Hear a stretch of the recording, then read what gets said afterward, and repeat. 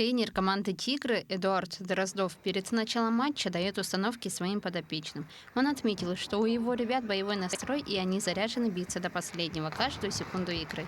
Сами команды были собраны из воспитанников разных годов рождения. Получается, взяли просто всех ребят с 13 по 15 год рождения, команды вот у нас есть, мы их разделили поровну и вот сделали команды. Сегодня на льду встретились команды «Тигры» и «Пчелы». Победителя турнира соперники определяют по круговой системе, то есть каждая команда играет друг с другом.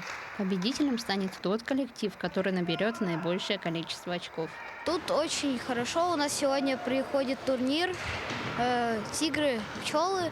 У нас еще и зебры, ястребы. У нас будет за первое место. Не знаю, что... У нас в конце не знаю, что будет. Надеюсь, подарки. Я сегодня в команде «Пчелки». Я в более масштабных турнирах участвовал, в таких еще нет. То есть это у тебя в первый раз, да? Да, такой маленький турнир.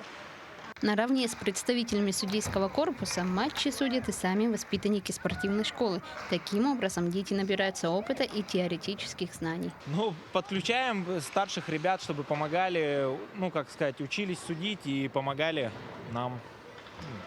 Потому что в одного там ездить за всем не уследишь. Вот поэтому подключаем ребят постарше.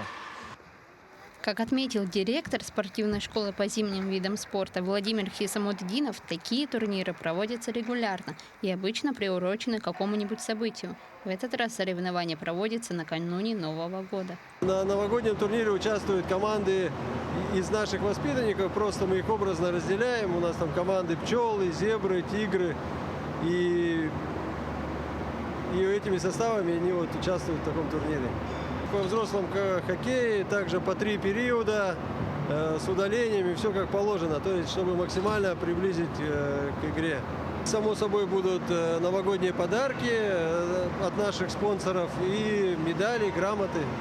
По итогам первого игрового дня фаворит не выявлен. Итоги турнира будут подведены завтра после заключительного тура. Вероника Таюрская, Илья Сыромятников, Якутск.